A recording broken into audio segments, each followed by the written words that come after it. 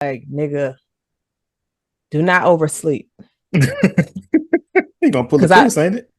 I don't really take naps. So I'm like, yeah, nah. Because like after work, if I don't have a movie to go to, I like to decompress and just like reflect on everything, sit in silence and all of that. I But do. I do yeah. that. I do that when I do that 30 minutes before I go to sleep. Mm. Just sit there, inhale, and Do you do all of exhale. that? You be moving your body like that, like a I snake? do. I do like a full, like box breathing almost. I'll be What's doing it that. called? Box breathing. Oh. You breathe in, inhale like 3 or 4 seconds, then exhale 3 or 4 seconds, do it again. Instead of, I know a lot of people like they count sheets and things like that, but that's what kind of helped me go to sleep and just shut everything down before I go to sleep. Cause when a Mm. nigga's up, a nigga mind ain't never sleep. That motherfucker just be running, thinking, running and thinking and running. These damn kids. Trust me, I understand. I'll be like, why am I thinking about everything? It'd be so weird. Like when you wake up in the middle of the night, go to the bathroom, you be like, let me go back to sleep. And everything in your life decides to be like, oh, we about to fuck up your sleep. And everything just comes crashing in at one time. I never And had then them sometimes it moments. could, for real. Oh, Mm-mm. yeah, Now, my anxiety be beating my ass at 2 o'clock in the morning. now, when I do get up to go to the restroom, it'd be like hell on wheels. So like, oh, I got it. You be so close to me, like, Like maybe a little dribble. I feel like all right, all right. We talking about monsters today, but we gonna leave that part what out. about stuff? Oh God, are you ready to go? Are you ready? Yes, my Frankenstein is all put up. Okay. Whew. Thank you, Lord. Thank you.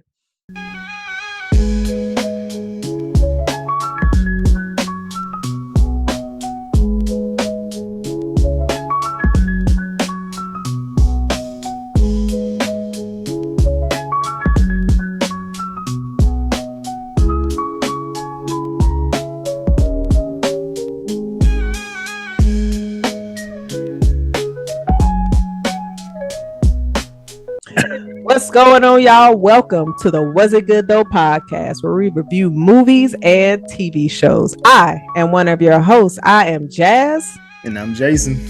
And we are here for our episode 197. We are count it, three away from 200 episodes. Whew. And for this one, we are doing Maggie Gyllenhaal's The Bride.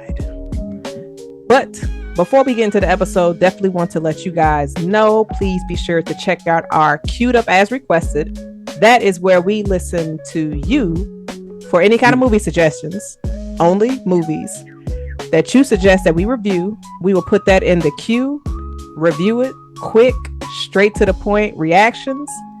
And all you have to do is to be subscribed to our YouTube. We are on the road to 1,000 subscribers. So please go ahead and send those requests in and go ahead and subscribe to our YouTube. Also, we have our side quest reviews, which is currently out now, where we are discussing TV shows that we are actively watching.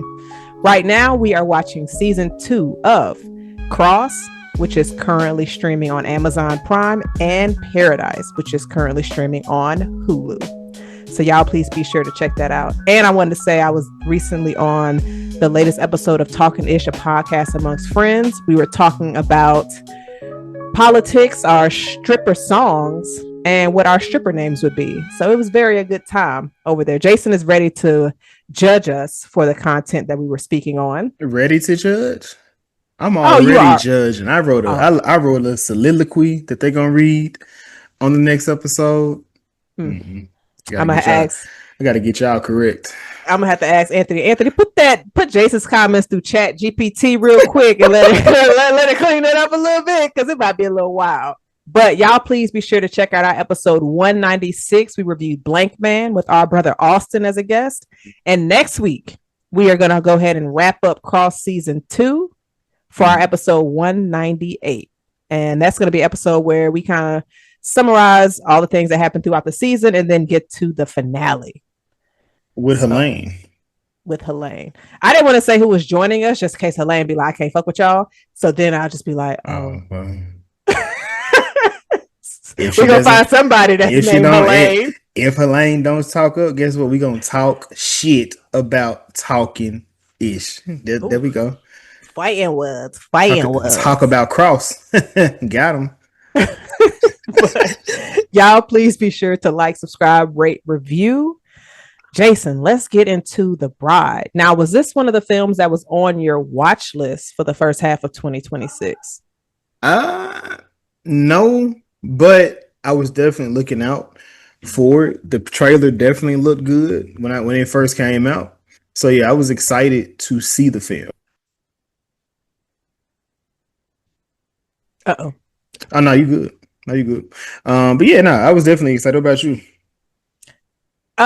It wasn't on my list, but I was curious to see because after seeing how creative the latest Dracula movie was, I was like, okay, so this one seemed like it was kind of in that same type of realm to where we're getting those monster movies, but a different type of take on the story. And so that's what made me curious. And of course, the casting. You said Dracula or Nosferatu? What you say? No, Dracula. There was a Dracula movie that came out, I believe, in earlier January. This year. Yeah, earlier this year. How was it? It was cool. It was unique. Good though? I'm gonna say yes, but I will say I don't think it was a movie that could probably be everybody's taste. Either you will like it or you'll hate it. I don't know if there's an in between. That's a big window, but I will say I am enjoying all these different takes on creature features to an extent. So you got Frankenstein, you got Lee Cronin's The Mummy. I think that comes out maybe next month or the month after. I just thought about something. The husband or the dad in there, I forgot what he was on. Crap. Of The Mummy? Yeah. I saw that trailer recently because it was the first time I had saw it. I seen it with this when I went to go see this. It came. I was like, "Oh shit!" Right. Everybody was, it allegedly it didn't test well, but I guess they went back in and fixed it. But who knows anymore? I gotta trust my own opinion, regardless of that. But yeah. So the husband that's going to be in The Mummy looks like is starring in it. His name is Jack Rayner. He was the boyfriend that was in Midsommar. That's what it was. That's what it was when she got him. Yeah, he was on bullshit on there. Okay. But also with this film with The Bride, because it isn't about Frankenstein. We've had at least 2 or 3 iterations of Frankenstein over the last couple of years. Well, you've seen Poor Things. Was that Frankenstein as well? It felt more like possibly on the Bride side of things, but I'll be honest with you, I didn't finish that movie. Sorry, even though it has a really great cast, but I didn't finish it because it just felt kind of like, this feels kind of weird. So seeing Emma Rose and Mark Ruffalo out here having relations, I was good on that. So okay, yeah. So now it's based on a novel, but it's not Frankenstein. But of course we have Frankenstein, which is Del Toro. Ah man, I would fuck that up if I said it. But it has our guy from Euphoria. You don't fuck with him? You don't fuck with my guy from Euphoria? The way that y'all be hyping Jacob and Timothy, I don't subscribe to it. They're talented, but I don't hype them up as much as y'all hype them up.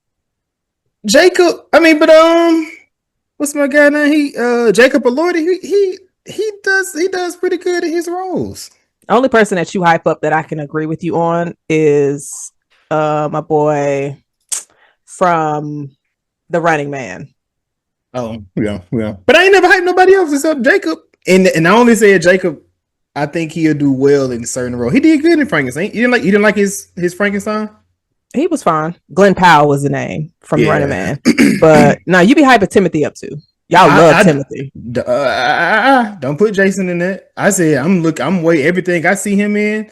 That nigga, he's in everything I love, and he's like a background character, but he keep getting the credit because he's in those films. I think Marty Supreme. You remember now, Dune ain't you was hyping Doom, and I'm like, I don't understand this Dune hype. That's because you don't like sand. I still seen the movie. If it was gonna be good, sand or not, it was gonna be good. Marty Supreme, he smoked Marty Supreme. Doom It seemed like he too close to his character for Marty Supreme.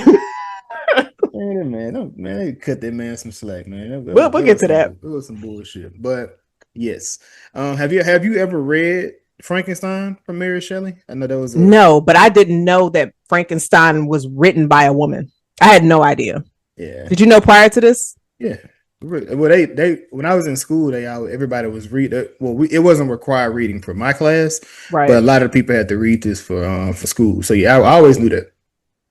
Do you know who wrote Dracula? I do not. I was just trying to think. It's like, does everybody know who wrote these monster stories, or is it just Frankenstein? People know the author of, like, do you know who wrote the Wolfman? Like, is it just Frankenstein? Wolfman, that's the other one. Oh God, that was terrible. That released last year. That was not a good movie. But I think they know that. They know that. But looking at Mary Shelley, I was just sitting here like, damn, Frankenstein was written by a woman. Okay. Mm-hmm. I'm here for it. And then with her narrating throughout the film. And I want to give all the kudos in the world to Jessie Buckley. Now, she is the lead actress. She was who was playing the bride and Mary Shelley. Mm-hmm. And when I was looking at it, I had no idea who she was. And then when I looked at the casting, I said, she is in Hamlet.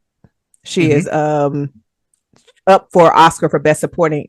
It's hers. No, it's not supporting. It's hers. It's lead. It's lit. It's hers. Lead actress. It's hers. I'm not going to debate it. We haven't seen. We haven't. This is being. I'm just moment of transparency. This is being recorded before, but all roads lead to her winning this Oscar. I'm just my opinion. Well, we see that Jason saw Hamlet, and she was also the lead in the movie by A24 Men, and that's where I remember her from. Okay, I didn't peep that. You haven't seen the movie Men? I told you to watch Men. Yes, I seen Men. I'm talking about I didn't peep that was her. Okay, Men. I got so you. Like I didn't realize as I saw her watching, I'm like, oh shit, that's Shorty from Hamlet. I didn't know that was her, but I'm like, yeah, no, she can act. Sis can act. Yeah, like she absolutely smoked this role, because a piece of me was like, is the actress that's Mary Shelley also the bride? Mm-hmm. Because I was asking that question throughout the movie. I was just like, maybe it's not. Maybe they just got two women that looked alike. Mm-hmm. And I was like, nah, she. And I was, and I guess for me, so she was kind of, like you said, she was kind of narrating the story that was going on in some kind of way. She tapped into Ida, which was, like I said, I didn't understand that, but then for me, it was like, okay, so maybe she is either like, has like bipolar, like she's a bipolar, or she like schizophrenic, which is why she kept switching in between the two characters. Because it begins with her at that, at that dinner table, right? And then she's kicking it, like she wilding, and it's like one thing that her character kept kind of speaking about is autonomy. So she always wants to do what she wanted to do. You couldn't force her. Well, you could, but it was really what she wanted to do, how she felt about it, and what she was going to do. So then when the other lady took over, she started talking completely different. I'm like, damn, is this? I'm like, what the? I'm like, shit, is she already a monster? Like, what the fuck going on? She's speaking two different ways, and then but whenever she clicked back over, she didn't know what was going on prior to. So I feel like we've seen different interpretations of Frankenstein, where he kind of switched between personalities. And I can't remember exactly what project. I feel like I've seen that. I've never seen that because for me, of course, we got this. You got Creature Commandos. Creature Commandos, and of course, you got Frankenstein from Frankenstein with Jacob Elordi's his character, but he was just almost like a mad genius himself, as he was in there. Then that nigga couldn't die. Right. So I'll try to see if I can find it, but I feel like I do recall seeing a story interpretation of Frankenstein to where, because it's kind of like in his brain, it had like the electricity, and sometimes if something shocked him, he switched into somebody else. And so with that thought process, that's what I thought the bride was going through. And of course, Mary Shelley is telling the story. So if the storyteller is telling it, then I'm like, I mean, she can say it however she wants to, but I guess that could be confusing as a viewer. It's just like, so why, if you're narrating this, how are you just jumping in this character out of nowhere, causing her to take her own life? Is that what happened? I thought the dude pushed her. No, I think it looks like she. It looked like she, like she thought about it. Oh, well, the 2 times that I saw, it looked like she did it purposely.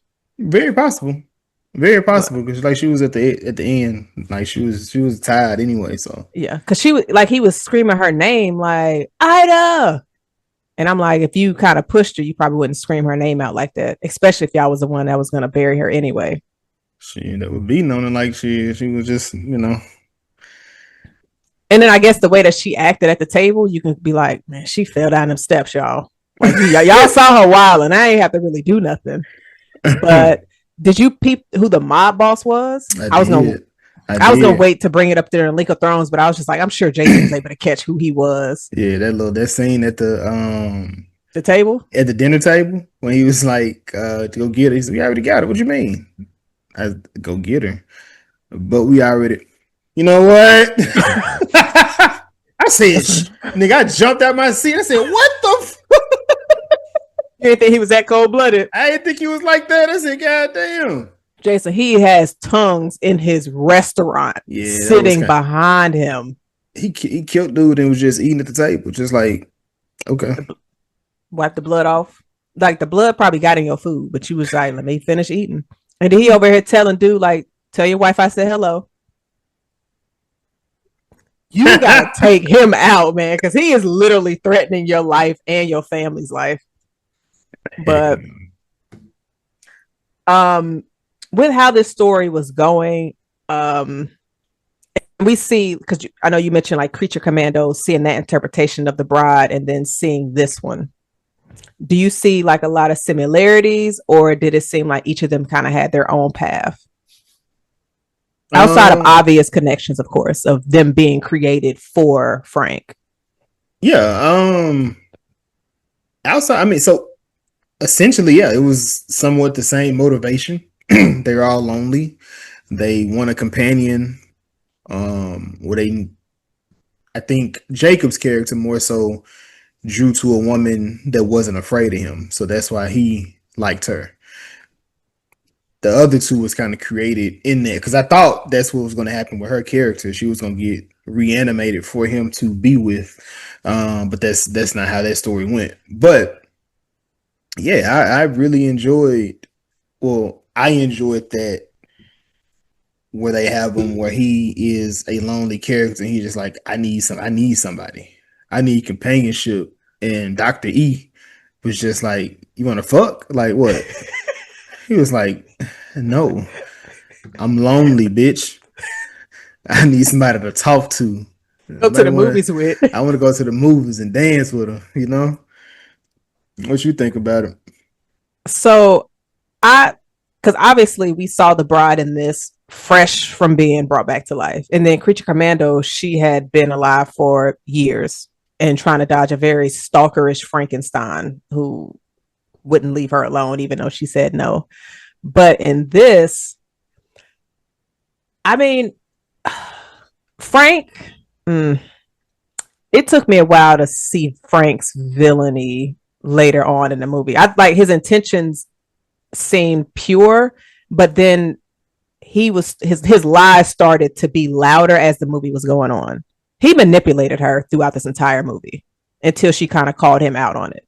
And the biggest one where I noticed where he manipulated her is when at the beginning at the table, she doesn't like oysters. Mm-hmm.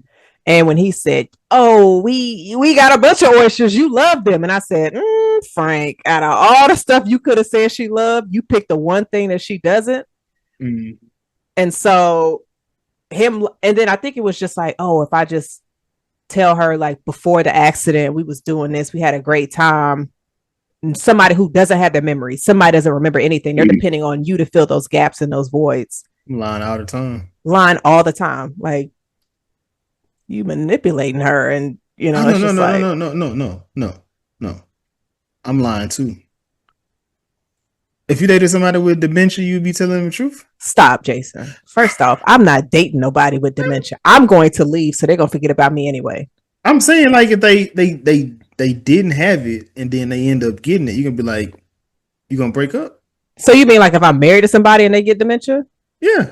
Or just dating that's them. Different. If you dating them. How long we been dating?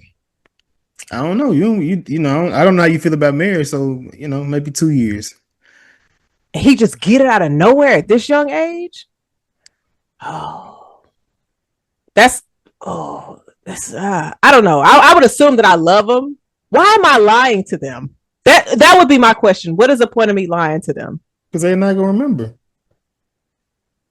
No, Jason. If that's my reasoning, I'm not going to lie. Like that. No, just to lie to somebody just because they're not going to remember.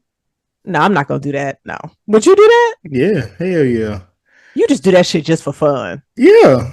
You start an argument and be like, this bitch gonna forget about it tomorrow anyway, but I'm about to get this shit off. I'm finna get everything off. I've been wanting to get you dusty, rusty. Your karma gonna be so toe up, man. Absolutely not. Hey, you gotta believe in it to get it. You know how the universe works. The universe, right? You're gonna be like rolling around in a wheelchair, like, where that bitch at? Oh, she forgot to pick me up. Yep. Jazz, look, first off, a person with dementia shouldn't be driving a car. She might forget how to drive that motherfucker. Or she might forget in the middle of the drive. What the fuck was I doing?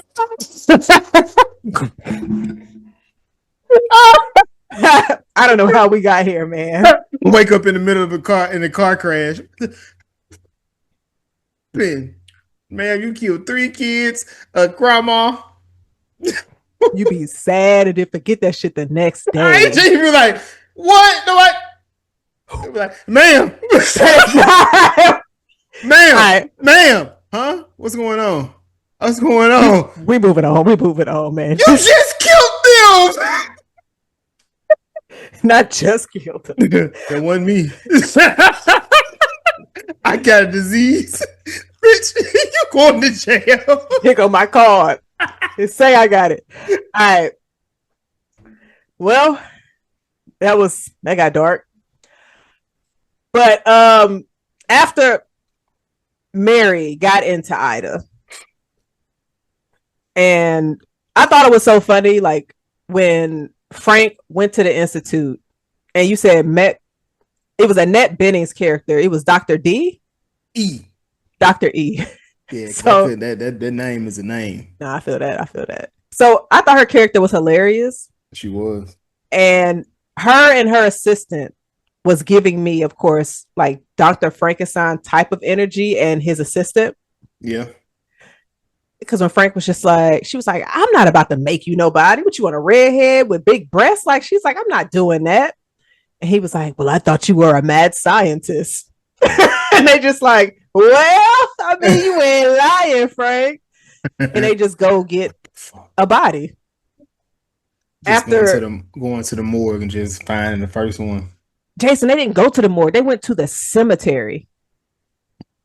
Digging some. You think they was just like, all right, we'll look fresh. What's some fresh dirt at? something to that nature, yeah. But Frank saw her face and was just like, hold on now. She too pretty. That nigga said he want an ugly one. He want an ugly one. What y'all say? Medium ugly is what y'all was saying. She Medium ugly. he want a chick with a Jonathan Majors face. He looked at her. He's like, "Whoa, whoa, whoa! She's too pretty. Can we start over tomorrow?" Imagine being Dr. E being like, "I'm not about to just dig up bodies for you. No, you gonna have to get this bad bitch today, Frank. Figure it out." Like, hey, you know what? Shout out to Frank saying, you know what? I'm his limits. I'm not. I'm shooting outside my rank, my limits right now. What y'all doing? You know what? I wish a lot of more men had that concept of like, but Frank didn't have that concept of you can't. What is it? You miss every shot you don't take. Mm-hmm. Frank, that wasn't around when Frank was out here. Frank was like, whoa, whoa, whoa. Now I know my limits. This one right here, we need to get somebody else. I would have told him to suck that shit up. Because I know he was saying she called him a monster, and he was offended by it. And she was saying, I think he was trying to create the perfect person, which is why he, put him together the way he did. So I was just like, yeah, well, the nigga definitely fucked up, because he like the hair. I don't know if like the hair was going bad, or he just took some staples and just stapled the nigga skin to some bone, or what. Yeah, because I think Frankenstein he's essentially multiple body parts of different people. Mm-hmm. So he was like, when she was looking at me, he's like, "I'm sorry for the smell." Ugh. Nah, man, I'm good. But to see a film like this, to where obviously with him being who he was, a monster, a creature that came back to life. And Dr. E did not seem very shocked that Frankenstein was walking into her institution. So a film to where monsters exist. Like, how did you like this angle to where they weren't like hiding themselves until they were on the run? But prior to that, she was scared at first. She didn't seem all that scared. She seemed more fascinated than anything. After she like, it seemed like she got scared, and she was like, you know what? Wait. They was able to reanimate you, and it worked, because I think she said she tried to reanimate her husband, but his mind went. He forgot he forgot their past together. So she was like, "Oh, I got to put him down." She said, "Wait, you forgot all the nasty shit we used to do? Oh, hell nah, I can't do nothing with this. Shoot this nigga now." I immediately just thought of Pet Sematary. Yeah. But I thought that was an interesting angle, because technically people were afraid of him. Like, I don't think there was a scene where they could be just out, because when he was out and about, he had that long scarf on, so he had the hat and the scarf, so he kind of hid his face. All you could see is his eyes when he was out. He got drunk at the club. Now at the club, Jazz, all of them looked kind of, you know what I'm saying? All of them looked off. So I guess it was so I guess it'd be like they kind of blended in with their atmosphere. Exactly. That's like if I can't think of what it is. It's like if you were hanging out with Beetlejuice. Like, if you probably fit in, you know? Me? I don't know what that's supposed to mean. Now, if we had the Soul Train, then possibly. I'm not going to I'm not doing that. Oh. Okay. R.I.P. Catherine O'Hara. Yeah, R.I.P. She went on the Soul Train. All right. So, but so they you had me. I'm trying to get you about to get us out of here doing that. I'm trying to get us back on, but I lost my train of thought with it. But so they bring her back to life. Then of course her leg is fucked up because it broke as she was falling down the steps. Yeah. So Frank is like a kid in a candy store. He's like, "Ooh, I got my bride. We about to be out here going to the movies and everything." And she like, "Why am I here?" And then that's when she started, we'll call it glitching, when she would just have her twitches of speaking and saying things. Switching between herself and Mary. Well, sometimes I don't even think it was Mary. It was. You think it was Mary that had her saying all those different things? Yeah. When she started talking like real reckless, like, yes. That's when she like them soliloquies and things like that. Yeah, that was Mary. When she went back to herself, that's when she was like, I don't want to do that. I don't want to do that. I don't want to feed that food. I don't want to do that neither. He's like, so what the fuck do you want to do, bitch? Because you ain't fit to be up in here just breaking every goddamn thing. I would prefer not to. Fucking bar. I am going to add that into my collection of things to say. I would prefer not to.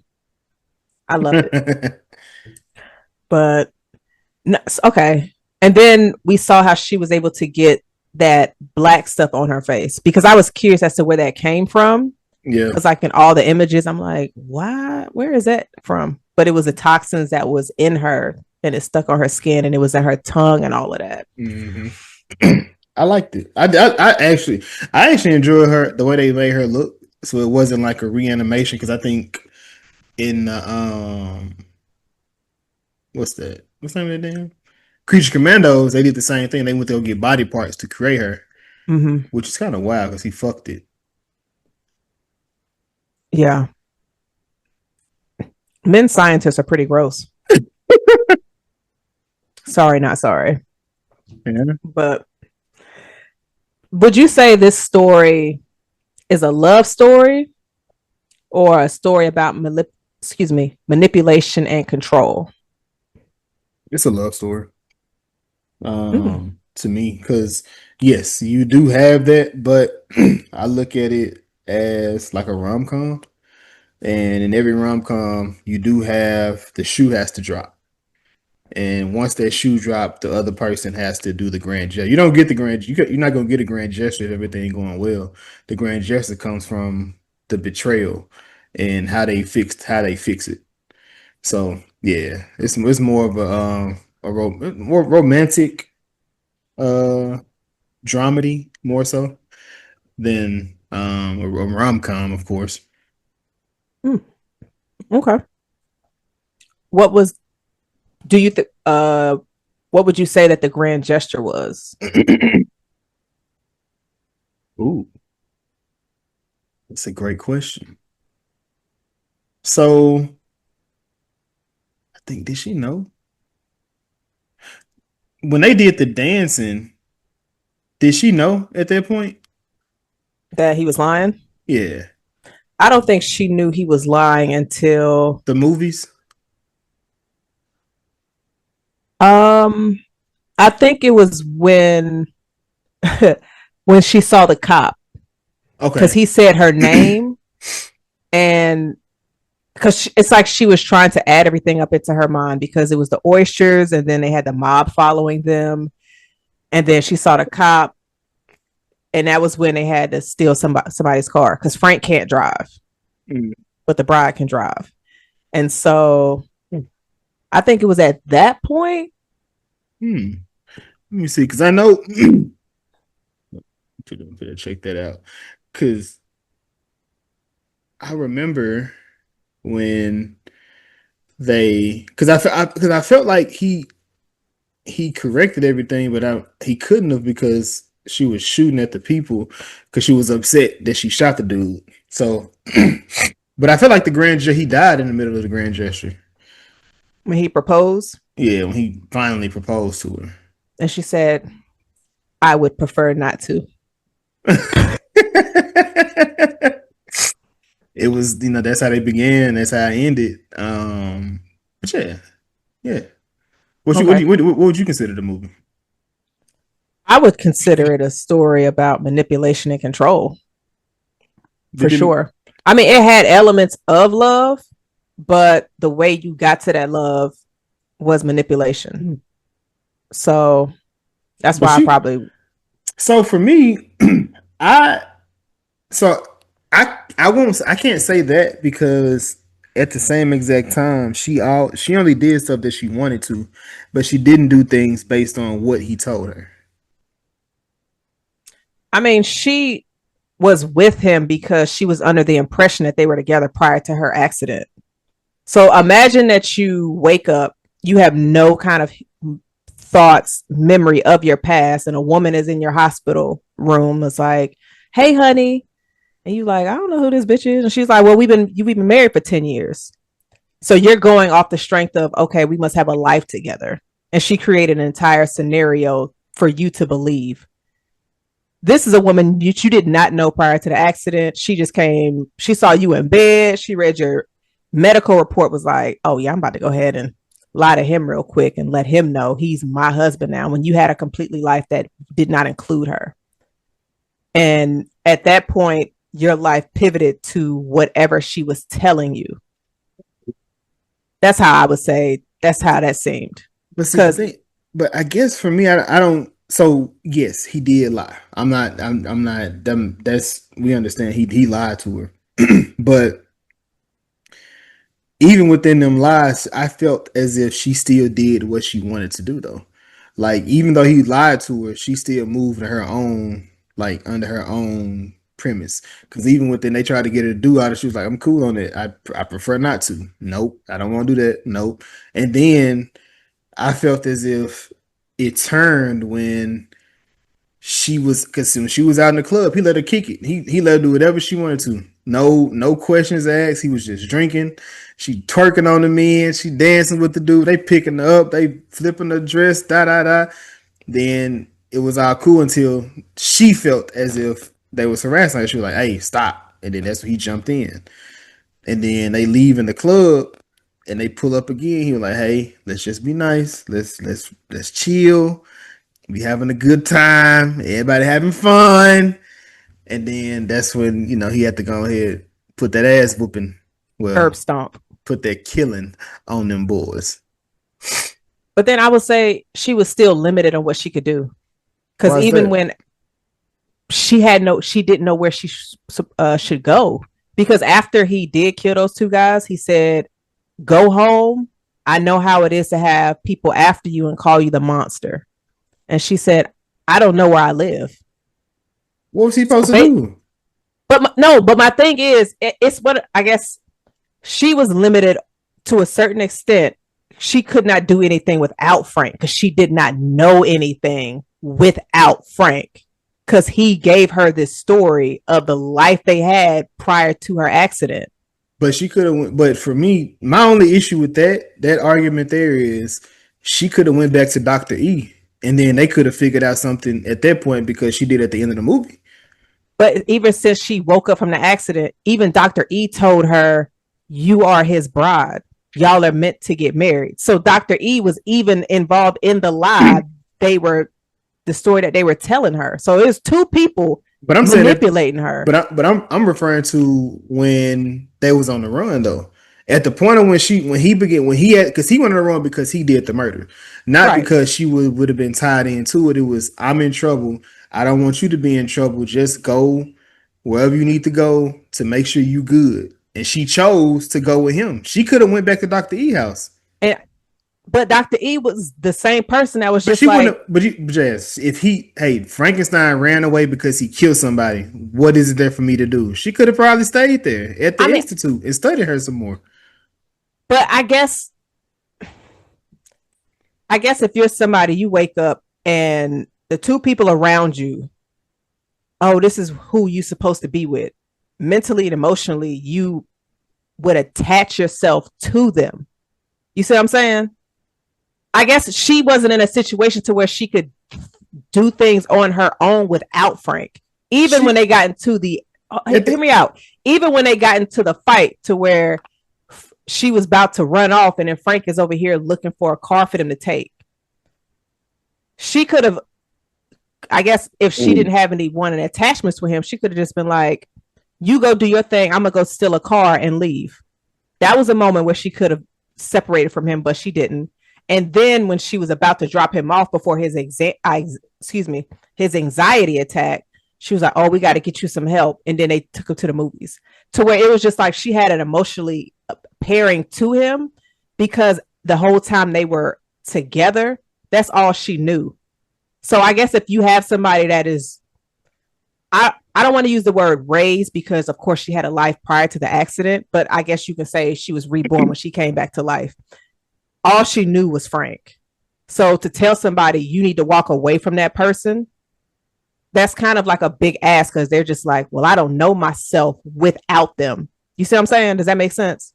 It does, but my pushback is she did what she wanted to. And I get what you're saying. She was like this attachment that she had, but I felt as if that's what she wanted to do. Like, regardless if he told her or whatever that, because she was going to go about it. Because even at the end, when he died, she still went back to Dr. E, even after she knew all the truth. But at this point, they done built up this relationship because all of these different things have happened. But yeah, I think I felt as if, like I said, she um pretty much everything she did was what she wanted to. And he just because at that point he attached himself to her because he allowed her to figure out what life was for herself, and then what he enjoyed, it just kind of happened at that point. Like they went to the movies, he wanted to go see the same movie. She was like, "Nah, we ain't doing that. We're going over here. We're going to see this movie this time." And then she and that motherfucker, the girl telling dude, to stop, but it was, that now she doesn't understand what the stop is. For me, it looked what? Oh no, she knew what that stop was. You think that's what that was? I didn't. It Sexual to me, harassment. with Yes. the couple. Yes. It didn't seem like that to me because it With to him. me. Okay, go ahead. So for me, when I was in the movies, and the lady was like, "Hey, stop." It to me, it was like their relationship stopped. Like stop me in public, like people watching type shit. Not like stop this XYZ, because whenever she said something, it was like, hold on. Like she like, hold on, wait, what are you doing? So I took it, especially with the tone of the movie, that was a stop. I'm not trying to do this in the movie theater. And the reaction of the girlfriend when the bride stood up to him, women weren't standing up to men. And that was definitely another tone from this movie. Like you barely saw women standing up to men in situations until you saw the bride at the party. And then it had this whole revolution of women, stand up for themselves, speaking out, and all of those different things. Mm-hmm. So I don't think it was why this bitch in our business? I think it was, oh, this bitch is standing up to my dude when she saw him doing some inappropriate shit. She said no more than 3 times. If your girlfriend tells you no more than 3 times and you continue, that is a problem. So yeah. And then like, especially when the cop pulled her over, it's just the tone of the movie lets you know, like in a lot of the situations, the way that a lot of men were handling themselves was on the level of sexual harassment. Even when she was at the club, they was filling up on her ass, and she was just like, and the words that she was saying, and I will say that was definitely Mary speaking out, and they was not trying to hear it. And then that's when Frank came in. He was just like, all right, y'all niggas need to roll out. And then if Frank wasn't there, they was going to rape her in that alleyway. So, I mean, that's the interpretation I took from that scene. That's the only one I didn't feel like it was like that. But I mean, I can definitely digress in that, or concede that point. Because like I said, it just felt a little bit different. And then, like I said, because then they said these the monsters, and then everybody started chasing them. Then they ran, and I was like, did these niggas just break out into a musical number? And yeah, that was that. Yeah, the musical number. I was like, wait, is this a vision? Because when Frank was at the movies, he saw himself in the picture. Like, Frank, you wasn't in that movie. You wanted to be in that movie, but I don't think you was really in that movie. And so, and also like when they were being called monsters in a movie theater, you saw them on the TV, on the movie screen. Mm-hmm.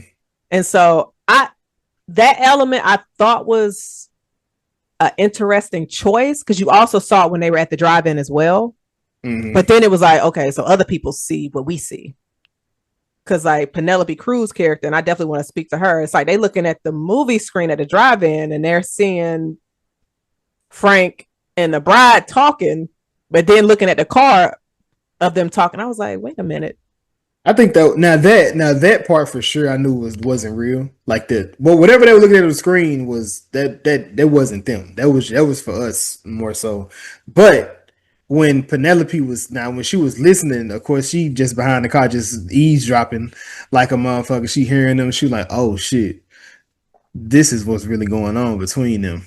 It's not, what I thought it was. And even with her character, her being a detective and she dealing with all the, the people with her being a woman detective, they don't want to listen to her. They're just doing what they want to do. Except her partner. But she Yeah. wasn't a detective. She was a secretary, right?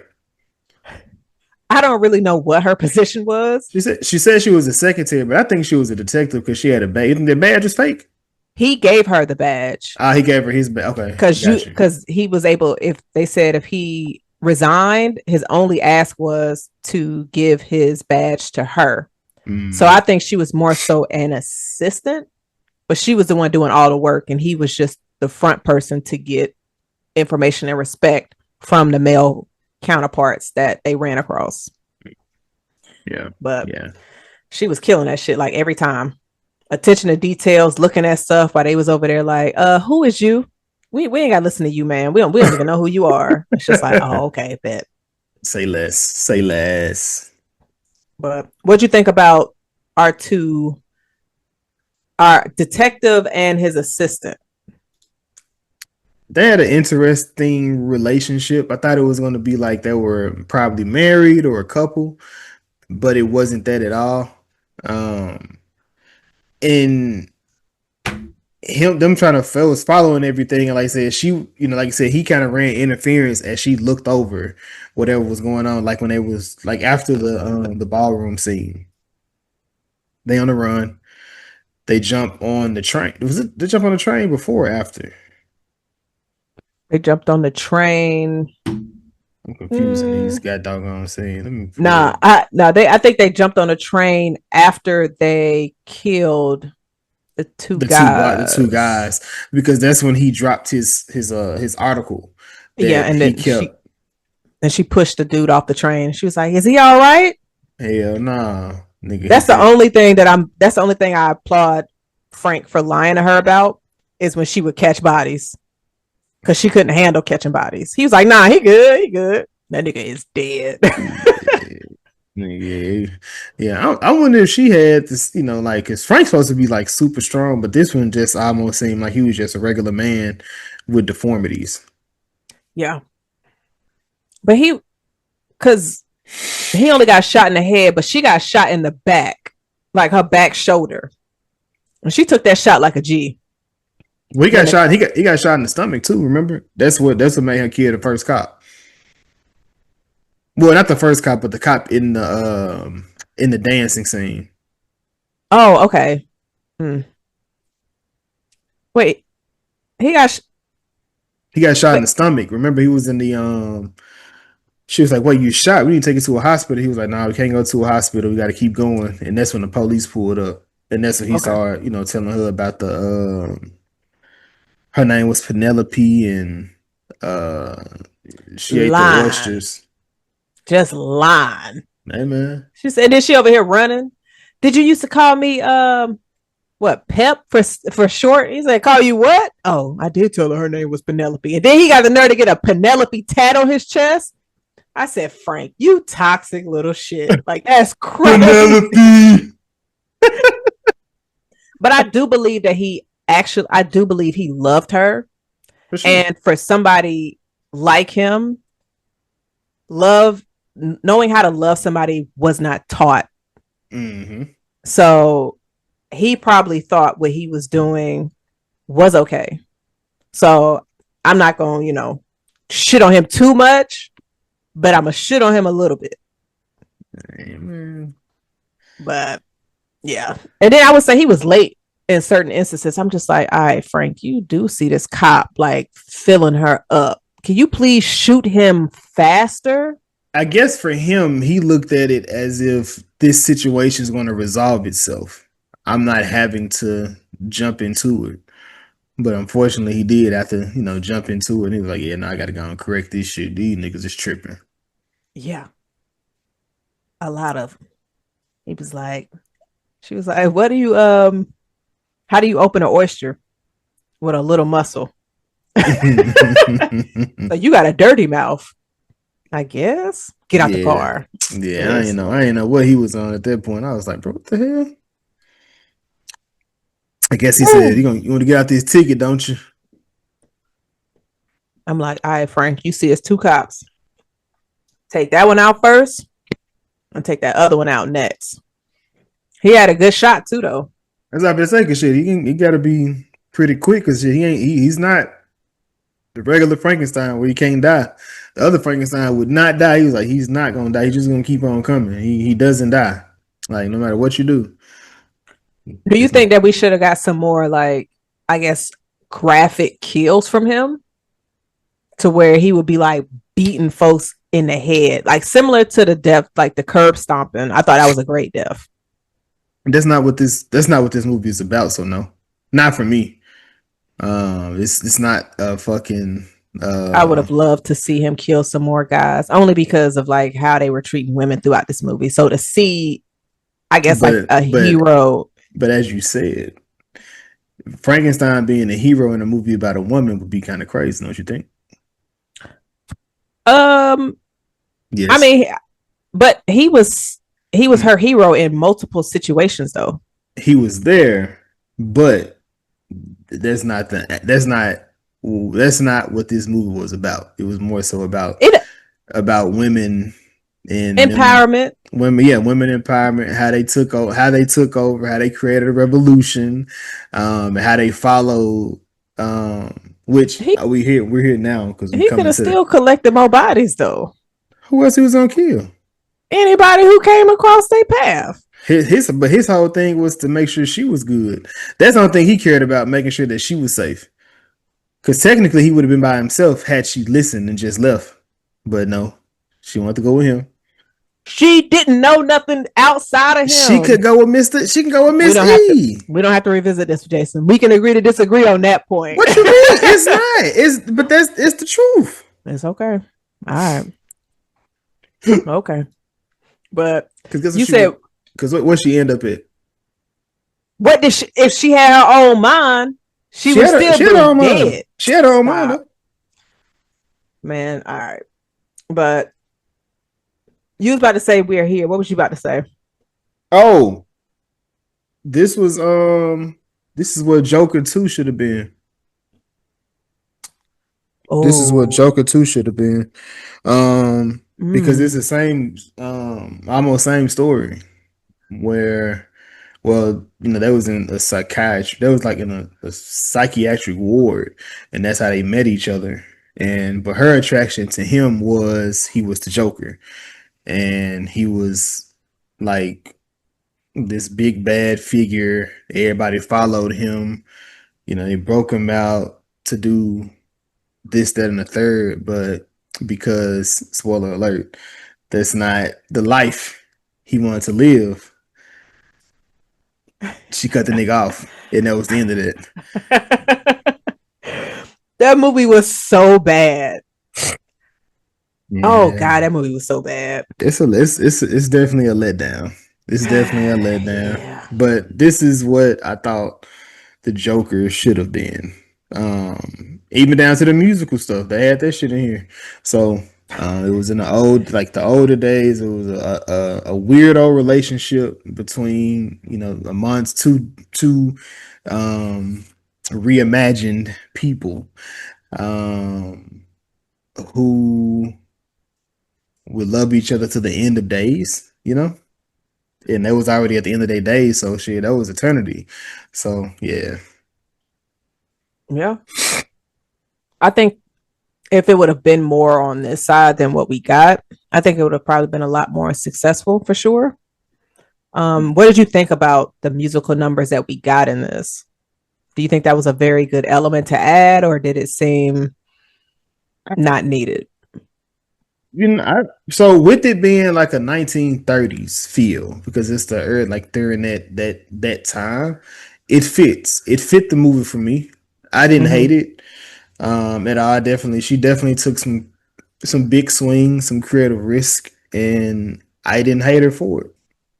Yeah, and I applaud her for it, because I feel like sometimes these risks are just like, oh, either they're gonna like it or they're gonna hate it, and they don't always land with certain audiences. But as I was watching it, I was just like, okay, this is different, because we always say we're sick of remakes, sequels, prequels, and all of those things. So it's just like we want to get fresh ideas, fresh things in movies. And I honestly feel like this movie brought that. But correct me if I'm wrong. Like, did this movie remind you of anything else that you've seen in the past? Off top of my head, no. I'm assuming there's something that it reminds you of. I'm gonna say Queen and Slim. Queen and Slim. Oh, I got Bunny and Clyde. Oh yeah, it's like because they had a Queen and Slim. Nothing will ever remind me of that fucking but movie. They had a Queen and Slim type of scene, of course, when they killed the cops and they felt the need to run in the woods. I'm like, just get back in your car. I didn't understand that. I was like, why are y'all running? Just get back in your car. Did you understand? Go ahead, keep going. I was gonna say kind of like how y'all was saying Sydney could have just got the keys from Gail. Yes, exactly. Yeah, keep going. But the scenarios are different. She was a worried mother. Nah, fuck that. What you mean? Fuck there that. Was no worry for them. Jazz, you gonna stop? I still got my cape on. No, that cape don't work for that. God damn it. It don't work for that. Cause nigga, what? Imagine we're running 30 minutes into town. You can take 2 minutes to go upstairs or to call Gail. Hey, come down. We gotta go. Jason, we gotta go. We're not doing this. But I do have a question. Do you feel like the theme of men are monsters was rammed down your throat within this movie? Because I've seen a lot of comments of people just hating this movie. It's the worst movie they've seen for 2026. And when I look at people with those reviews, I'm not gonna lie. Did a man write this? Because it's kind of similar to what I saw with Barbie. So what they say with Barbie? Oh, I mean, because Barbie had a lot of women empowerment scenes and messaging in it, and so you had some folks that's just like, all right, we get it, and I'm like, obviously you don't, because if you did, women wouldn't still be talking about this shit now, would we? But that's just me projecting because I am in fact a woman. You're definitely projecting. I mean, not every nigga. No, I'm not saying no. Okay, not saying every man is a monster. Every man is not a monster. There are some good guys out there. There are also some monsters out there. Men be knowing it be monsters out there. We don't. Eileen Warnos, Jazz. Give me another one. Give me 5. Give me 5, because I can damn sure give you 5 male monsters out here. I mean, if we go a name for name, Jason. Look, what's her name? Ryan Murphy. Casey Anthony. That bitch kill her. She got rid of her own seed. Nah. You said names of monsters. That bitch a monster. Man. Is this what we're doing? Let me see who Ryan Murphy done made fucking movies of, and that's 3 right there. Actually 4, because one of them is 2 brothers. But do you feel like that thing was too heavy-handed within this movie, or did it seem like it flowed well within the story? For me, no, it wasn't. I didn't think it was a heavy-handed thing because, like, I don't like to come so oftentimes we have not me and you, but we've had conversations with friends where they say every man knows a man who sexually abused women, and I'm like, wait, that's not true. You might not know that they have. No, the conversation is every man knows a man who has sexually, and that's not a fair conversation to have in that, because if it was a case of me knowing a person has done that, there's no more conversation. That's not my homie. That's not my friend. It's gonna be handled the way it needs to be handled. But no, I don't think so. So, but that's not to say that I've had conversations with men where they were like, well, she was asking, wait, fuck, what do you mean she's asking for it? That's not how they go, regardless of what she looks like, how she's handling herself, if she's doing anything. That's why I often say, like, if you go out now, that's why I'm like, I don't even like going out because it's the whole it's a big rigmarole in what must go on. It's a whole, and that's not to say, and hopefully they don't come off like you just want to be sexually harassing women. I'm just saying, when you go out now, everything is like a consent. For me, is a turn on. So her letting you know it's okay, or her telling you it's fine, or her giving you the okay to do whatever it is that you're looking to do with her, is a turn on. But I'm just saying, like, when now you go out, everybody's sitting down. It's you got to have a whole conversation. It's like, goddamn, I could have just stayed at the crib, because now this conversation over, ain't shit happened. But hopefully I got the number in it. At this point, like, nigga, I just, like, T-Pain on right now. Like, you want to dance? Like, it's like, come like, I don't do no dancing. I'm with the girls tonight. Well, shit, that's the end of it. Like, well, y'all have a nice one. You gonna buy us some drinks, bitch? So I see what you're saying. No.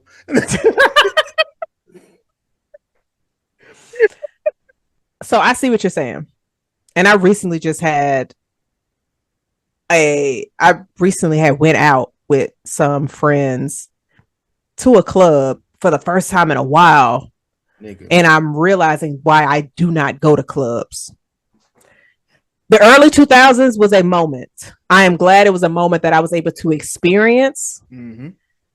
It was, oh God, it was great. But I will say, like, when I went out recently with some friends, and it was a bunch of fine dudes in there, Jason, I was like, oh yes, okay, Tampa, I see you. Niggas rolling up in here in packs. Them niggas talking to each other. Yeah. And it was a lot of women in there too. Mm-hmm. Niggas are talking to each other. Mm-hmm. Plot twist. So with me, when I'm going out, depending on the vibes, I don't mind starting conversations with men, but I try to just start a conversation and see how the vibes are, especially if it looks like they are not there with another woman. Mm-hmm. So if I start a random conversation with a dude and he just like give one word responses, oh, I'm out. Mm-hmm. I'm good. You won't hear nothing else from me. I saw this dude. I was like, oh, he tall and he fine. I seen a woman go up to him. She was like, hey, how you doing? I'm such and such. He was like, hey, I'm chilling with the fellas tonight. She walked up to him. Jason, I said, I gotta fucking go. She was pretty too. She was very pretty. I said, I gotta go, because I'm sitting here like, you mean your homeboys you could have been at home playing 2K with, but you out here dressed up, smelling good, looking good, and there's beautiful women around, and they're approaching you, and you are like, I'm with my niggas, and I said, oh, nah, this is an alternate reality. Fuck this. I said, nah, player. But it's completely, like I said, the world is completely different now. And like I said, there's no issue with them just going out to hang out, but it's like, it's different, man. It's completely different, because now you got, when you go out, she at the freaking VIP table with her home. It's 8 of them. You got to come over there by yourself and then try to talk to the one you want. And then all of them saying something to you. Everybody it's like, bro, like it's not worth the hassle no more. It's like, not fun no more. It's not. But then I don't think people know how to talk to each other either, though. So how long I've been telling you that? Y'all don't be listening to me when I be telling y'all stuff. Y'all just think I'm the problem. Because I don't be out trying to talk to motherfuckers. I like to socialize, especially if I had a few cocktails. I'm just like, oh, let me see how. Because for me, I like to chase a little bit. Not a lot. I'm not hounding no nigga. But if I'm feeling good, feeling sexy, and I see an attractive dude at the bar and he's by himself, I'm going to say something to him. But if he's standoffish, I'm done. I'll be like, oh, okay. I'm good then. And which is totally fine, because my thing is, as a man, you are not obligated to entertain women when you go out. And the same thing is for women. You're not obligated to entertain men when you go out. But I'm like, bruh, like, this is a nice little spot to meet people. I was like, yo, what is happening? I was just like, well, this was a bust. I do look at it as it should be a give and take on both sides. For sure. So y'all should chase chase, catch, you know. But I do like men out looking to be chased is where I'm like, all right, bro, y'all gotta relax a little bit. At least a little bit. Like, you can't be out here trying to get in chase. Like I said, like niggas like, because I always find it funny when niggas be like, do women? Yes, they do. They just don't like you. Like, and that's okay. Everybody not blessed. Everybody not. And it's okay. Well, it's from an arrogant ass nigga. Like, everybody ain't got it, man. Y'all niggas ain't got it. Jason, I got it. I ain't got that problem. I don't know, man. I get, what was that? I get compliments. Hey, it is what it is. Who are these women? I have to talk to them. Stop. You don't need to. Niggas. You need no. Fellas, women, animals, cats, dogs, and everybody else. Look. The audacity of you motherfuckers to think that you complimenting them is gonna change who they was. That was gonna be that asshole of a person, regardless if you. Because imagine you don't lift this nigga head up and he become what you don't like. At least you could have been giving this nigga some compliments and be like, "Hey, okay, you look nice today. Thank you." You know, so like, what does it hurt? What does it hurt? What Jazz? Jason. Who hurt you? Which one should I name? Yeah, so the nigga told the nigga he was cute. The nigga said, I know. And Jazz ain't been right since. Listen, that's probably appreciate it. God, you know what? No, fuck that. I'm here now. Hey, y'all killed me, bruh. Are we talking about talking ish right now? Yes, Anthony over here jaded. He don't know how to handle compliments. Rhea don't give compliments. Britt over here giving compliments to the wrong niggas, but she also goes to the shed. It's bad people on every side over there. It's bad people on every side. But look, there is no issue with giving compliments, and I'm 95.3% sure Jazz is lying about her giving niggas compliments. Because if a nigga fine enough, you are killing my narrative. Jason, that's part two. I don't know what's the worst narrative. The man the guy coming in saying I'm not gay anymore. You saying you saved. And it was one other. It was one more narrative. I'm not gay anymore. You never seen that dude? The guy he was at church. He could be a mute, and I know that nigga gay right now. Playing your aura is letting me know rainbow. I was like, okay. I said it was. I had three in my head today, and I forgot to write. I said Jazz is gonna try to get this saved narrative off, and she gotta stop. There's better things she can be. There's better things my sister could be, and it'll work. But the saved angle. I don't do that no more. I don't say that I'm saved no more. I've gotten that narrative out of here. But yeah, my life just been. But yeah, please, yes, complimenting. You know, I love to give a good compliment and go about my. I know people like, they ain't gonna talk. No, I just want to just drop it on you and drop this bomb on you and keep it moving. But, so when I love doing that too. I love giving a compliment and leaving. To where I don't do no follow-ups. Like, no, I'm not trying to pursue you. No, I'm not interested in anything outside of me giving you this compliment. I love that. But I mean, I compliment men too, though. So, I don't say they're cute, but I'm like, I draw the line at cute. I ain't saying what they look like, but like, hey, man, them clothes, hey, that fit, that's nice. They look that fit, but, you know. So, toxic narrative aside, and I'm going to get back to my regular toxic narrative. I honestly feel like uplifting and giving compliments is positive. And I told Jada, because Jada said she saw a dude that looked just like Sterling K. Brown, and he looked it so good. I said, Jada, scream out that man out your window and tell him, sir, I don't know if anybody has ever told you, but you look like Sterling K. Brown, and you is looking good today. I'm over here telling her to give him a compliment. See, that's me outside of the pod. On the pod, I ain't giving none of these niggas no compliments.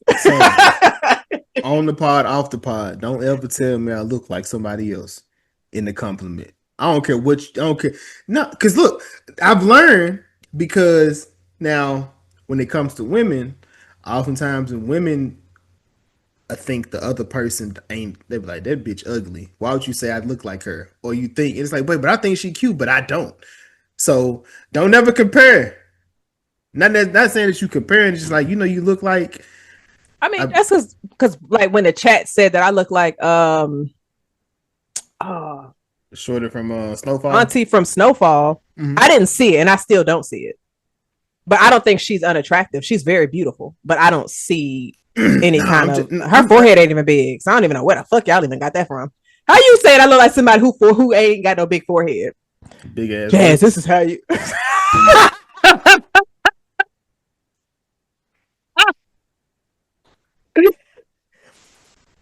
All right, back to the movie.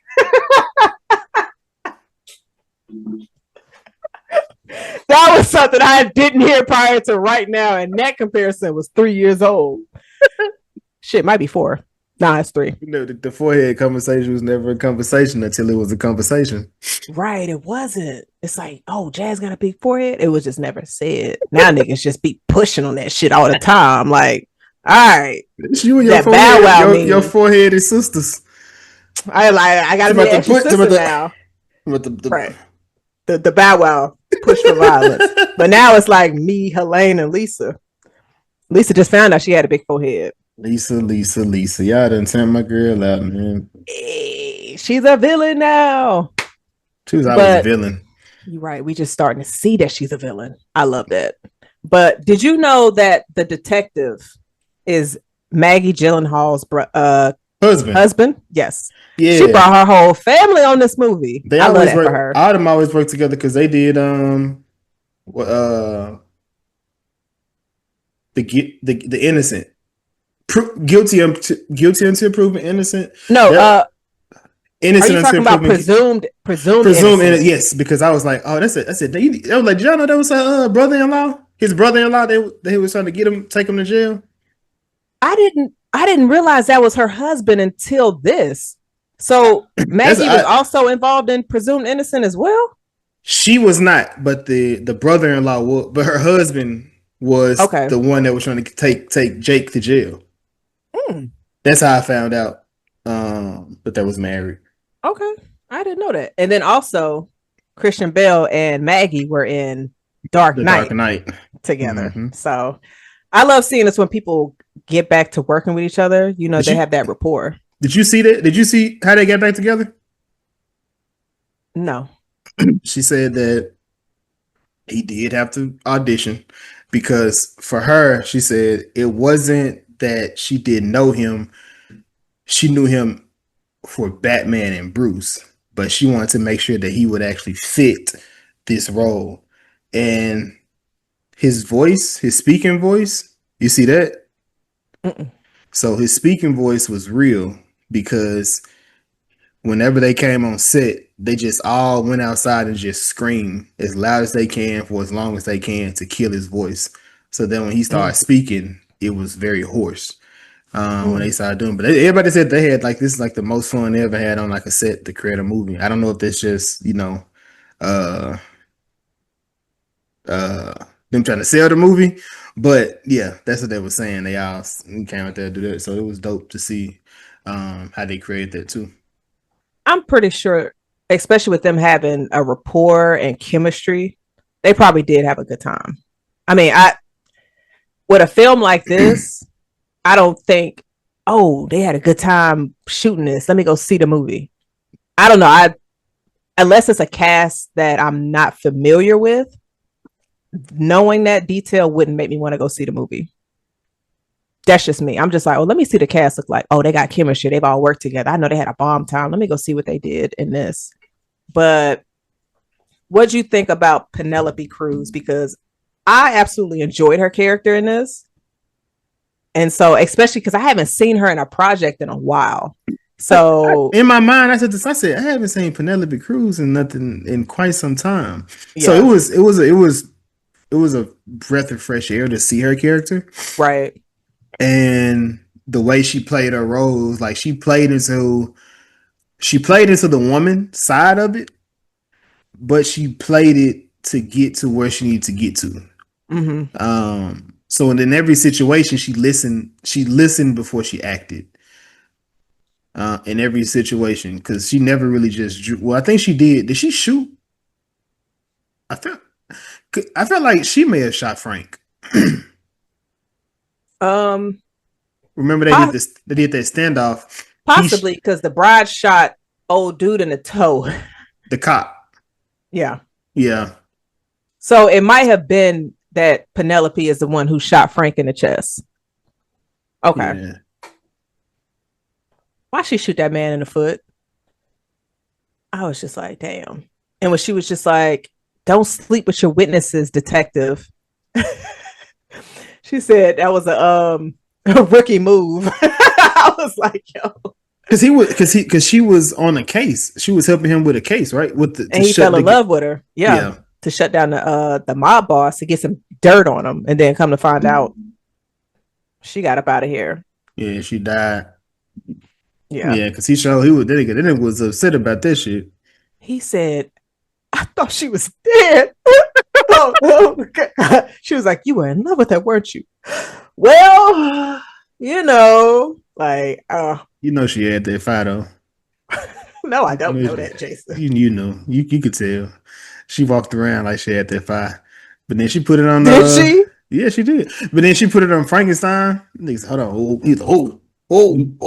She was so scared. She was like, "You want to have sex so we can sleep better?" I said, "Girl, I know that's right. Who was scared? That first time when she was trying to give Frank some mouth, he was like, "Whoa, no, I'm good. I'm good." Yeah, he did. That was that. I'm not gonna. One of the. I was like, secondhand embarrassment. That's one of the biggest rejections you never want to deal with. Especially when you try to offer without him asking. He like, "Nah, I'm good." He's cheating, sis. You deserve better. She couldn't even leave in that moment because all she knew was Frank. If she was an independent woman, I'm just trying to get close to you. That's it. I'm just trying to be nice. Like, couldn't be me. Oh yeah, come on, Black Tongue, get on in there. And then the women started dyeing their tongue black, and get tattoos on their face. Paint. Yeah. They weren't bored. They said they had killed like 17 cops after she had shot that one cop at the party. Yeah. All right. The cop was like, it was self-defense. It wasn't. It was not self-defense. It was though. It wasn't. She was kind of holding them against their will because she said, "Don't leave," and she had a gun on people. Jason, that's not self-defense, my nigga. That is a crime. And then you shot a cop. No. He had to shoot Frank. He shot somebody. He didn't shoot nobody. He was about to shoot her, but then she shot him first. But you are holding people against their will. So, yeah. Now she was she catching bodies left and right. She done killed 2 cops. But I was like, how do y'all keep getting away from the cops? They worse than daggone cops from Woodsboro. Man. Let me see. Hold on. Let me see. Because when she kissed Frank in the street, when the cop shot his gun in the air, they was able to still run because he was just so heartbroken. Like, oh, so she is alive, but damn, she got her a new dude. Boy was sad, man. Everybody, I'm telling you, everybody that was around her, they wanted her bike. You can't count Frank. He didn't have nobody else. The mob dude. He wanted to kill her because she was disrupting the status quo of having women actually speak up and fight back. Normally people that do that make waves, they want to get them out of there. It's like cutting the head off the snake. So that's what I think, that like empowering women to do stuff. And I'm just sitting here like, damn right. But I'm sure a dude would sit beside me like, these bitches over here acting crazy. So it's just like when you see a movie like this, the interpretation that men receive and then women, I feel like they're always going to be probably on 2 different sides. Not 100%, but a nice percentage of it. So I'm just like, why are you only cutting out the tongue of women? Men don't talk back to you. Shit, he was just shooting them. But I guess it was to prove their point. Women, she did too much talking and cut the tongue out. So don't come around here with all that talking. That's crazy. Busting them gums. Right. But yeah. And then they went on their whole road of going to the movies. So the question I have for you, and I forgot to send this to you, but whichever movie just comes in your mind. If there was a film that you were able to travel to different cities to see in the movies, not just a single movie, I'm going to say a franchise. Which franchise would you go see in different theaters around the country? Marvel movie. Okay. Damn, you're going to be traveling a lot. Exactly. Got to switch. I can't, it can't just be, I ain't trying to go see the same movie multiple times. Not trying to do that. Not on purpose. Here I go. Scream. Aliens. Marvel's a good one though, especially if it's an IMAX. Man, I'm trying to see just anything they dropping. Oh, I'm in there. Yeah, they got another one. Oh, they got another one. You want to go? Ain't even the same one. It's just the same entity. Different types. Same entity. But yeah. Why are you saying old movies? They're dropping new movies out. No, that's actually a good pick. Or I would say Marvel, the Alien franchise, Aliens, and then I'm gonna throw Predator along with the Alien franchise, especially since they have a combo movie in the works. But nah, that's dope. I think Scream worked too. 7 movies, Yeah. And by the time I finish around 8 gonna be out. But they need to make sure it cook a little bit. Yeah. Yeah. But do you think about that ending or that last standoff where she went back to Miss E to get her to bring Frankenstein? Well, actually, before we even get there, we get to the tragedy of this story when everything finally comes out and he admits everything. He apologizes and then he wants to get engaged and he gets shot in the head. Do we know who shot him? I think it was a dude that was trying to kill her. I don't think it was the cops. I think so. So this scene I enjoyed it because we finally saw her get her own identity outside of who she was prior to the accident, outside of being the bride of Frankenstein. She was just like, I know what my name is, because throughout the entire film, it was, what is my name? What, all of this stuff. Who am I? And she said, I am the bride. To where she was able to find her independence. Mm-hmm. Which is what I believe she was trying to find throughout the entire movie. And with seeing Frank's reaction to that, he supported it. To where in my mind, I'm just like, well, it shows that could have been established at the beginning of the movie. And her love for you would have possibly been more organic than you lying to her. But he didn't know that. But sometimes you have to go through certain things for you to grow and then be like, oh, okay, I see how we got here. But I wasn't expecting him to get shot in the head. I think that's kind of fucked up. Like, you could have shot him in the arm or something, or the chest, but they probably was like, nah, get the brain. They don't know what these niggas capable of. They know they already found 2 bodies. Shit, how many more we gonna look for? How many more we gonna find? You gotta go look, the head. Hit him in the head. Shoot him in the head. But this nigga, no. I definitely this nigga out of here. I definitely like the drive through scene. Mm-hmm. Mm-hmm. But then of course at that point she takes him back to Dr. E and tries to force her to, reanimate him, and then this is when we find out what really happened to her husband. And she gives a breakdown of, I can bring him back. Possibly bring him back, but if I do, he may not remember nothing. The person that you fell in love with may not be the same person that we have. And like I said again, Penelope character, she's just listening, she's not attacking, But of course, on the other side of the room, you do see the mob guy sneaking up there as the police pull up at the same exact time. This shootout scene, actually, I'm not going to even call it a shootout scene. This shit was just like a full-on slaughter. Because how do you enter a room and you just empty your clip? Now, it ain't even like really a clip. Because I think this was, what year was this? Like the 1930s? 30s. Yep, 1930. So you probably got a revolver? Is that probably a revolver? Yep. So that's like what? 5, 6 shots? 6 everybody 6 to 8. Everybody emptied their revolver out. And she's just like, she's dead. Like, y'all need to stop. Overkill. Yeah, it was wild. I kind of feel like it was a bit exaggerated, this particular scene, but then I'm just like, we are looking at a dead woman live. Come on. They don't know that though. The cops don't know that. But you do. I mean, just because I know it don't mean the cops know it. But I ain't emptying my clip. Especially for somebody like, okay, so they probably were just, of course, high alert. She's killed a cop. It's like, what, 5 or 6 people? Well, at this point, like almost 30 people have been killed. Like 30?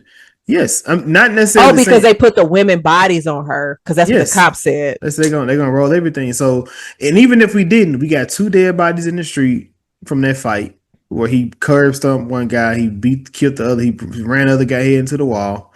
You had the man that got threw off the train, the police that got killed. Was connected. They don't, but I'm just saying it's a dead body. Then you got the one that got shot at the party. Then all the bodies they're gonna put on her because of the other thing, and it's just like shit. We don't know what this monster, they will call it a monster because they don't know, but they assume she was a monster. What she's capable of. Get out of here. So Jason, if you roll up in there with 15 of your homeboys and everybody got 2 revolvers, you sitting there like, oh, we about to empty the clip in this bitch. Like, is that the mentality for y'all? Yes. Y'all, it's like, if I go somewhere to shoot a gun, I'm looking to dump that bitch. And that's how it.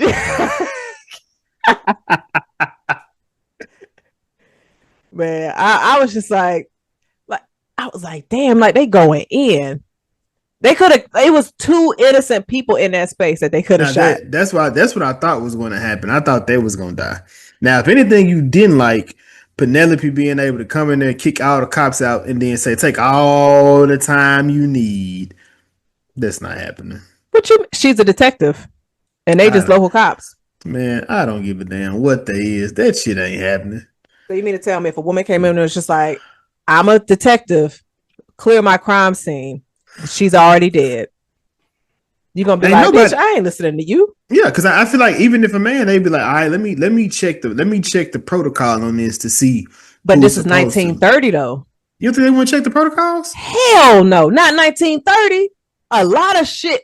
No, the thoroughness that we got today, or hell, 30 years ago, that was non-existent. 95 years ago, 94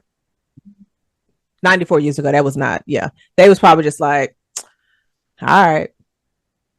So now, with her being down there too, I'm like, bitch, weren't you supposed to be up there with the ladies? Why are you down here with us? Mm-hmm. Because she was just like, y'all go get dressed.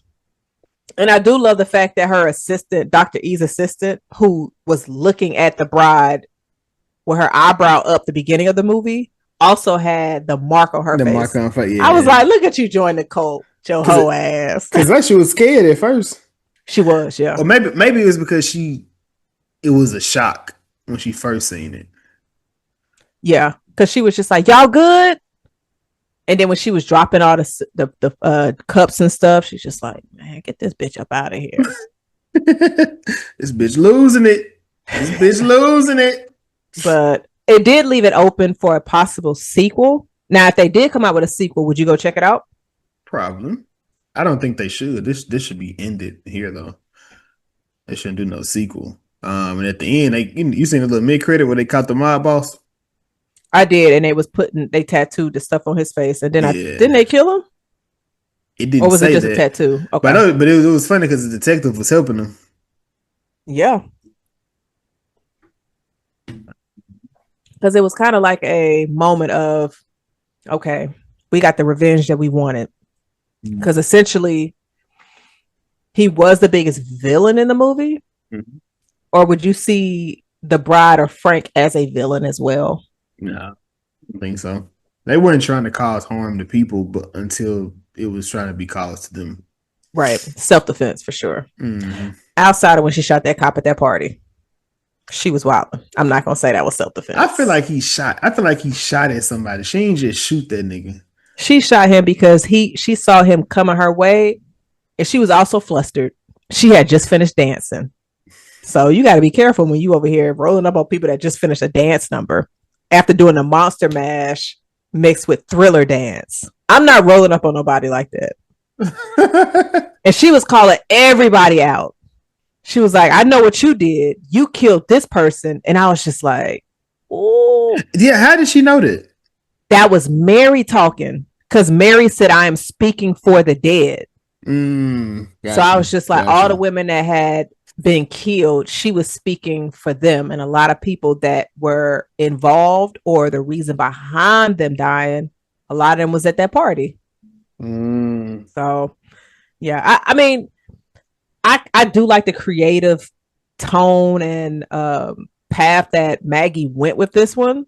There's a few things I would probably adjust, but all in all, for the most part, I think she nailed what she was trying to do with it. Mm-hmm. So, was there any other scenes that you wanted to discuss? No, I think that last one was the only one I wanted to. But yeah, no, I think that was it. You? Nah, I was able to get my questions out. So, and I did not do any what did you think those for this one because it just released. But the reason why we are here, Jason, was it good though? I enjoyed it. Jazz, what about you? Was it good though? Yeah, I definitely enjoyed it. I wasn't exactly sure what I was going to get from this, but when I left, I was like, okay, that was definitely different and it caught me off guard. So, yeah, I think folks that's just like, this is the worst movie of 2026. I'm like, no. Go check out Silent Hill, Return to Silent Hill. You singing that? I did see it. Anything that's horror, I'm gonna go see it regardless. Oh Lord, have mercy. Okay. Some people will probably say like Psycho Killer might be the worst movie. I wouldn't call that the worst movie either. No. So, no, not at all. Not at all. Our Link of Thrones. This is the segment of the podcast where we mention a project that an actor and actress from the movie that we just reviewed is starred in, whether if it's upcoming or a past project. Jason, who do you have as your Link of Thrones for The Bride? My Link of Thrones. Ooh, I almost sneezed. It's going to be almost again. Just get it out. It's going to be Matthew Mayer. This is one of the mob bosses. He was in Captain Marvel. Jazz. What is your Link of Thrones? I am going to go with the Penelope Cruz, who also dated Tom Cruise during her Vanilla Sky days. And I'm going to go with Vanilla Sky because that is also one of the films on our queued up as requested. I've never seen that movie before, but I know that's your boy Tom. So I've never seen it. So okay. And I think Cameron Diaz is in that as well. Yep. Yes, I think. And Kurt Russell. Yeah, they got quite a few people on there. Okay. But yes, but that's all I had for this episode. Yes. 197, right? You said we got 3 episodes. So yeah, man. This is episode 197, The Bride.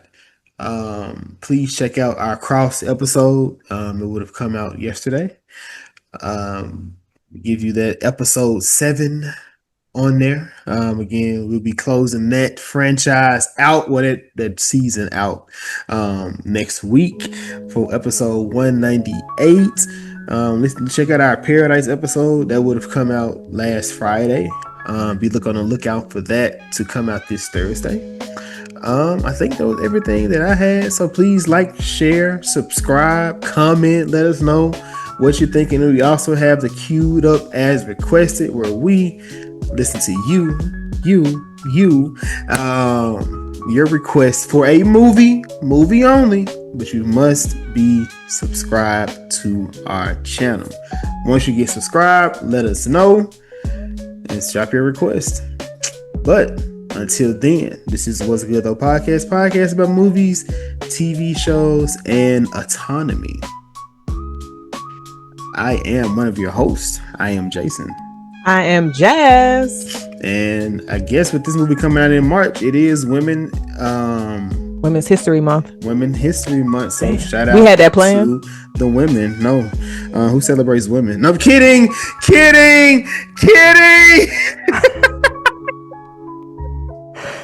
You are not misogynistic at all during this episode, and you wait till the end. Oh my God! Clip that up. It was a joke. Nigga said, but until next time, Deux.